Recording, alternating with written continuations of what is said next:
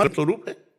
इनको हम बहिरंग कह केवल रहे, इन्हीं से तो हमारी आंतरिक भाव की उत्पत्ति होती है। जैसे अपने ठाकुर जी के मंदिर में गए, 4 परिक्रमा की, उनको साष्टांग दंडवत किया, उनको निहारा कि हमारे प्रभु इस रूप में जब कण कण में है तो मूर्ति में भी भगवान है, हम उनके दर्शन कर रहे हैं। तो अगर यही एक दिखावा हो जाए, पापाचरण करते हैं लेकिन थोड़ी देर के लिए मंदिर जाते हैं, एक दिखावा कर दिया और लौट के आके फिर मनमानी आचरण करते हैं, तो ये पाखंड हो गया, ये दंभ हो गया।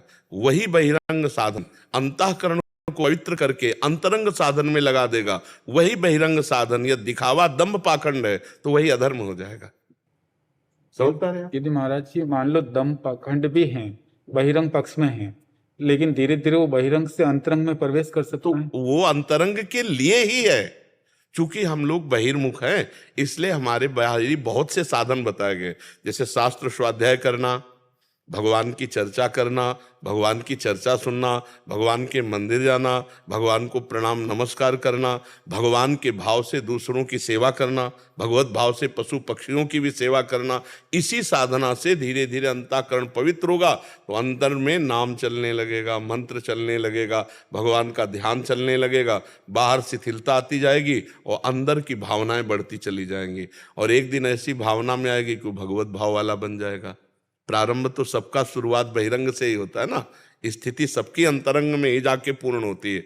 अगर वो दंभ पाखंड रोग से ग्रसित ना हो जाए तो अहंकार जहां आया तो साधन अंतरंग का एकदम ठप हो जाएगा और बहिरंग में पाखंड आ जाएगा। इसलिए सत्संग सुनता रहे, शास्त्र स्वाध्याय करता रहे, तो महापुरुषों के संग से और शास्त्र स्वाध्याय से बुद्धि शुद्ध रहेगी, तो बहिरंग से होते होते अंतरंग में पहुंच जाएगी और अंतरंग ही स्थिति होती है। बहिरंग तो फिर केवल क्रिया मात्र रह जाता है। प्रवेश के लिए बहिरंग बिल्कुल जरूरी है, उसके बिना हो ही नहीं सकता, उसके बिना हो ही नहीं सकता। हम जैसे बाहर ठाकुर सेवा करते तो धीरे धीरे फिर मानसिक में प्रवेश हो जाता है। अगर बाहरी ठाकुर सेवा ना करे तो मानसिक में प्रवेश कैसे हो जाएगा? बाहरी सेवा आसक्ति ही। अब जैसे अपने ठाकुर को बहुत प्यार हम करते हैं, हमारे पास सामग्री तो है नहीं, तो भाव में डूब गए, हम ढेर सारे फूल का एक ऐसे बनाते हैं, उनमें प्रिया प्रीतम विराजमान करते हैं। अब हमारे पास कुछ है नहीं, इसमें पैसा तो लगा नहीं ना, भाव का है, सोने की चौकी, सोने की थाल, उसमें छोटी छोटी कटोरी और विविध प्रकार के पदार्थ जो हमारे भावने में आ रहे हैं। इसमें रसगुल्ला रख दिया, इसमें गुजिया रख दिया, समोसा रख दी, चटनी रख दी, फुलौड़ी, पकौड़ी, ऐसे विविध प्रकार के पदार्थ अब हम पवा रहे हैं। सच्चा भोग लग रहा है पर आंतरिक लग रहा है। ये कब लगा? जब बाहरी सेवा में आसक्ति हुई और हमारे पास सामग्री है नहीं, लगता है अपने प्रभु को पहनाऊं, अपने प्रभु को भोग लगाऊं, तो वो जो लगता है वही अंदर का भाव बना। और भगवान भाव से ही मिलते हैं। भाव जहां अंतरंग बने तो महापुरुषों की गणना में आने लगता है, धीरे धीरे आंतरिक उन्नति होती चली जाती है। पर बाहरी सेवा के बिना नहीं, बाहरी क्रिया के बिना नहीं। उसे बहिरंग को हम अंतरंग का साधन समझें। बहिरंग जो है वो अंतरंग का साधन है और अंतरंग जो है वो स्थिति होती है, बहिरंग स्थिति नहीं होती। बहिरंग अंतरंग का साधन है और अंतरंग की स्थिति होती है। जो अंतरंग साधन है वो स्थिति होती है साधक की। बिना अंतरंग के बहिरंग का कोई ज्यादा खास महत्व नहीं है। कुछ विद्यार्थी या शिक्षक प्रश्न करते हैं, हम कहते हैं कि राधा नाम जपो, मान लो प्रशिक्षण देते समय कहते हैं कि नाम लेना चाहिए जो भी आप प्रभु को मानते हो जी। तब वो यूं कहते हैं कि भगवान कब मिलेंगे? मैंने कहा प्रयास तो करो, बहिरंग से आप शुरू तो करो, अंतरंग में अपना पाएंगे। पर हम प्रणाम करते हैं उन बच्चों को जो प्रश्न करते हैं कि भगवान कब मिलेंगे। कम से कम प्रश्न तो उठा, भगवान के लिए प्रश्न तो उठा। धन्य है जिसके हृदय में ये प्रश्न उठ जाए, और धन्य है उसके जिसके हृदय में ये ललक लग जाए, और धन्य है जो प्रभु के लिए रुदन करने लगे, विकल हो जाए। पर वो भी प्राथमिक धन्य है जिसके अंदर प्रश्न उठा कि भगवान कब मिलेंगे। वो ये भी कहते हैं कि आपने भगवान को साक्षात्कार किया क्या? मैंने कहा मैं तो प्रयासरत हूँ। जी जी जी बिल्कुल। और जो भगवान को साक्षात्कार किए हैं वो ना कह सकते हैं कि हाँ, और ना कह सकते हैं। क्योंकि हाँ नहीं कह सकते वो अनंत है, और ना नहीं कह सकते क्योंकि उसके बिना हम जी नहीं सकते। तो जब मैं था तब हरि नहीं, आप हरि हैं। बस यही साक्षात्कार होता है, आप समझ ला। जब साक्षात्कार होता है तो यही साक्षात्कार होता है। जब मैं था तब हरि नहीं और अब हरि हैं, मैं ना है। प्रेम गली अति साकरी तावे दुल सवाए। और कोई कण ऐसा नहीं जहाँ भगवान नहीं, तो इन सब में भगवान है, सब में। हमारी थोड़ी दृष्टि पवित्र हो जाए तो इन्हीं में दिखाई देंगे। वही वही मत्ता परतरम नान्यत किंचिदस्ति धनंजय, मेरे सिवा और कोई नहीं। सच्ची वाली है, मेरे प्रभु इन सब रूपों में बैठे, पर मलिन दृष्टि है तो स्त्री दिखाई देता है, पुरुष दिखाई दे रहा है, बच्चा दिखाई दे रहा है, बूढ़ा दिखाई दे रहा है, लेकिन कृष्ण नहीं दिखाई दे रहे। और गोस्वामी तुलसीदास जी को सिया राम मैं सब जगह साधु, सब जगह भगवान सिया राम विराजमान दिखाई दिए। वही बैठे, दूसरा कोई है नहीं। वही बैठे, जैसे मंदिर में बैठे ऐसे इस शरीर रूपी मंदिर में सबके बैठे हुए। विपिन विलासी शरण जी। राधा वल्लभ शेरवंश।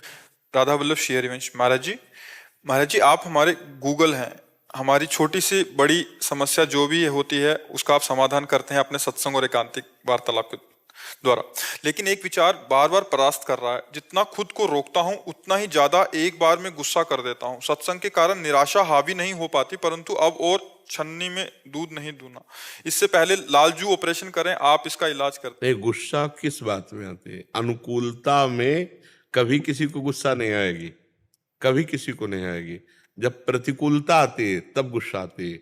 और क्रोध का मूल जड़ है काम। हम शांति की कामना कर रहे हैं और उसको अगर कोई भंग करेगा तो हमें क्रोध आ जाएगा।